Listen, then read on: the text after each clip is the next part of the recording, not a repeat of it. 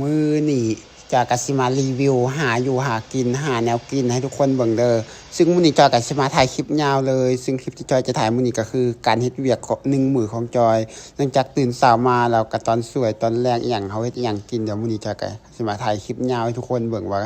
การเฮ็ดเวียกของจอยมื้อหนึ่งสำหรับจอยอยู่เฮือนนี่จอยเฮ็ดอีหยังได้แล้วไปหาอีหยังได้เป็นจังไดก็ฝากทุกคนเตรียมไปเบิ่งคลิปเต็มคลิปยาวกันเลยเด้อว่ามื้อนี้จอยได้ไปหาอีหยังได้หรือว่าคลิปยาวจังไดก็ฝากไปเบิ่งกันเลย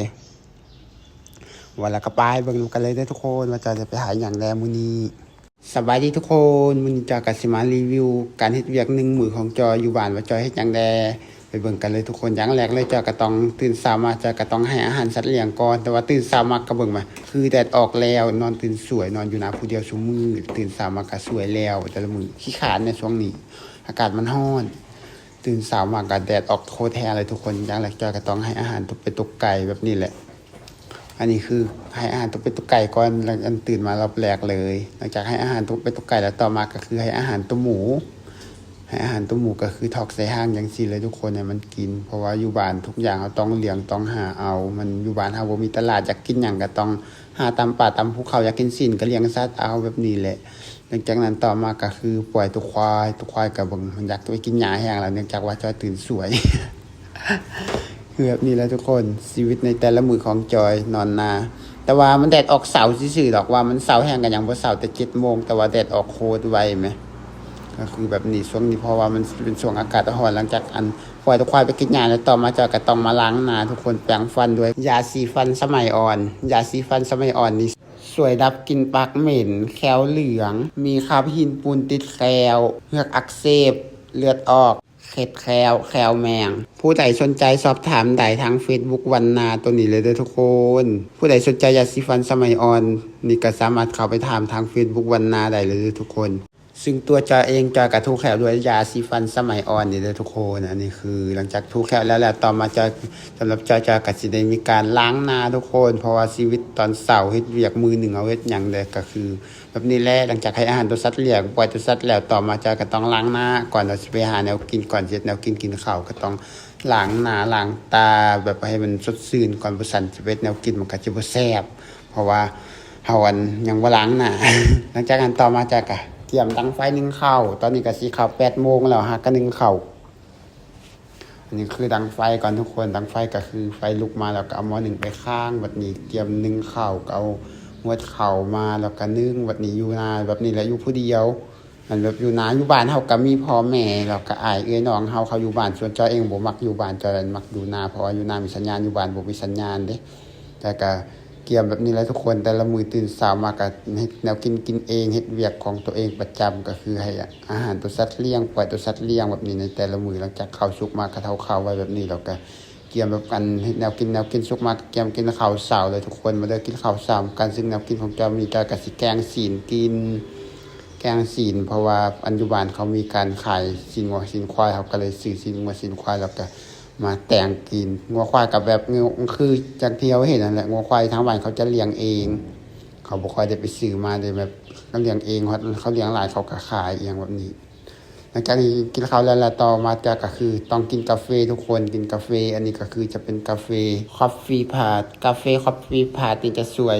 ลดเบาหวานลดความดันลดไขมันลดการเจ็บแข้งเจ็บขาเจ็บหัวเข่าเจ็บตามคอกระดูกลดเมาข่างปวดประจำเดือนปวดเมื่อยง่ายและสรุปก็คือกาแฟนี่จะเหมาะแก่คนที่มีอายุหลายเพราะว่ามันจะเจ็บปวดเมื่อยตามร่างกายอย่างแบบนี้ทุกคนสำหรับผู้ใดสนใจก็สามารถทักมาหาทาง Facebook วันนาได้เลยทุกคนอันนี้ก็คือทักมาหาทาง Facebook วันนาได้คือเก่าเลยหลังจากนี้จะกินกาแฟเข้าไปเลยทุกคนหลังจากกินกาแฟแล้วหมดแล้วต่อมาก็เกียมเครื่องจะเข้าห้วยไปหาเก็บหาแนวกินอยู่ในห้วยคือเก่าทุกคนเพราะว่าการเฮ็ดเวียก1 มื้อเขาก็ต้องหาอย่างหลายๆอย่างเลยก็ต้องไปหาแนวกินอยู่ในป่าต่อมาก็คือจะมาหาหน่อไม้ขมแต่พอมาฮอดป่าหน่อไม้ขมมานั่งก็เห็นหน่อไม้ขมออกอยู่ข้างๆเลยทุกคนลำหน่อไม้ขมก็คือดังเห็นที่จอยจุนเดอร์ลำหน่อไม้ขมอยู่บ้านข่อยก็สิแบบนี้หน่อไม้นี่มันก็คือจะบ่ได้ออกตามต้นมันจะออกตามรากหน่อไม้ก็คือดังที่เห็นแล้วว่าแหละกกมันสิอยู่ห่างกันแล้วก็สิหักมันไปตามพื้นดินหน่อมันก็สิออกไปตามหักหญ้าไปฮอดแซมก็ออกไปฮอดสั้น อันนี้คือหน่อไม้ขมเฮ็ดแนวใดกินก็ขมผู้ใดบ่มักกินขมนี่ก็คือกินบ่ได้เพราะว่าจะต้มจังใดก็บ่จืดคำว่าหน่อไม้ขมอันนี้จะเป็นหน่อไม้ฤดูแล้งเด้อหน่อไม้นี่จะออกตั้งแต่เดือน1 5เดือน6สำหรับอยู่บ้านจอยแล้วเดือน7เดือน8ก็สิเริ่มออกต่อหน่อไม้ฤดูฝนอันนี้เขาจะเอาไว้กินดนๆก็บ่ได้บ่คือหน่อไม้ฤดูฝนอีกหน่อไม้ฤดูฝนนี่คือเขาจะเอาไปแกงแบบว่าเขาต้องไปต้มก่อนให้มันสุกแล้วจังแกงได้แล้วก็เอาไปยานางเอาปลาแดกเอาหยังใส่คือแบบฝั่งไทยเฮ็ดหั่นแหละอยู่ฝั่งลาวก็เฮ็ดคือกันแต่ว่าอันนี้ก็คือเอาไปเขาจะบ่แกงใส่ยานางแล้วก็สิบ่ใส่ปลาแดกเพราะว่าใส่ไปมันก็บ่แซ่บคือเก่าเพราะเนื่องจากว่ามันขมแฮงผู้ใดบ่มักกินขมก็กินบ่ได้ที่จอยมาหานี่จอยก็ส่วนหลายจอยจะเอาไปแล้วจอยก็สิกินยอดกกมันก็คำว่าพ่อแม่กินได้ก็เอาให้พ่อแม่กินพ่อแม่กินบ่ได้ก็กินแต่ยอดมันกกมันก็เอาทิ่มเพราะว่ามันเป็นหน่อไม้ขมอยู่แล้วมันจะออกแต่อันแถวอากาศเย็นอยู่ทางประเทศลาวก็สิออกทางภาคเหนือส่วนหลายทางภาคใต้ของลาวก็บ่เห็นสิมีแต่ว่าถ้าถามเรื่องเฮ็ดนี่อยู่บ้านจอยก็เฮ็ดบ่ค่อยมีหลายแต่ทางภาคใต้ประเทศลาวมีเฮ็ดหลายแต่ทางภาคเหนือบ่ค่อยมีเฮ็ดแต่ทางภาคเหนือฮักมีหน่อไม้นี่ก็สรุปแล้วคือมันมีทุกฤดูกาลอันนี้คือเป็นหน่อไม้ฤดูแล้งออกตั้งแต่เดือน1 5เดือน6แล้วก็เดือน7เดือน8ออกต่อหน่อไม้ฤดูฝนเลยอันนี้ก็คือเป็นการหาหน่อไม้ขมทุกคนดวงงามแม่หน่อไม้ขมแบบนี้แหละแต่ว่าฮักงามส่ำใดก็อย่าเถาะแต่ว่ามันขมโพดแล้วหน่อไม้หวานข่อยก็บ่คือหน่อไม้สำเหนืออีกหน่อไม้สำเหนือนี่เขาเอาไว้กินดนได้แต่หน่อไม้หวานข่อยอันหน่อไม้ขมนี่คือคันเอาไปไว้ฮอด2 มื้อแล้วมันจะเน่าเลยกินบ่ทันแล้วก็เน่าแล้วจะเอาไปเฮ็ดหน่อไม้ดองหรือว่าเฮ็ดหน่อไม้ส้มก็เฮ็ดบ่ได้คือกันมันบ่คือหน่อไม้ฤดูฝนอันนี้คือเป็นหน่อไม้ฤดูแล้งหลังจากมื้อนี้เขาก็หามาได้หลายแล้วทุกคนจะก็จะมานั่งพักผ่อนแต่ในระหว่างพักผ่อนจะก็สิกินอาหารเสริมอีกแล้วทุกคนจะเป็นอาหารเวกิเวลานี่จะสวยด้วยการแบบเจ็บถ่ายยากไปถ่ายบ่สะดวกบ่สบายเจ็บลำไส้เจ็บกระเพาะนี่ก็คือสามารถเอาเวกิเวลานี้ไปผสมน้ำกินได้เลยทุกคนจะไปผสมน้ำเย็นเด้อบ่ต้องผสมน้ำร้อนคือผสมน้ำเย็นกินได้เลยอันนี้จอยก็สิเอามากินอยู่ในปากคือเก่าทุกคนเพราะว่าจอยเอามาปากจอยก็เอากินเพราะมันช่วยอันขับล้างสารพิษออกจากทางกายของเฮาลักๆเลยก็สิแม่นเวลาเจ็บกระเพาะอีหยังแบบนี้เจ็บลำไส้หรือว่ามันจะปัวพยาธิเกี่ยวกับโรคภายในของคนเฮาในทางในจะว่าจะเป็นตับเป็นปอดหรือว่าจะเป็นลำไส้อีหยังพวกนี้ที่เฮารู้สึกแล้วเกี่ยนแบบบ่สบายขึ้นมาเฮาก็สามารถกินเข้าไปได้เลยทุกคนอันนี้จะก็คือผสมมาแล้วจะก็กินเลยทุกคนดมเบิ่งมันก็คือหอมเพราะว่าเขาจะผลิตมาจากเม็ดข้าวอ่อนเลยทุกคนเวกิเวลานี้ก็คือเอาไปกินได้เลยแบบนี้เลยเด้อเวกิเวลานี่มันจะมีเป็นกัปเลยทุกคนมันจะมีเป็นกัปคือที่จอยจับนี่กัปหนึ่งนี่มันจะมี30ธงมี30ซองทางในเลย2หน่อยก็มี30ซองต่อ1กัปสำหรับผู้ใดสนใจก็สามารถทักมาหา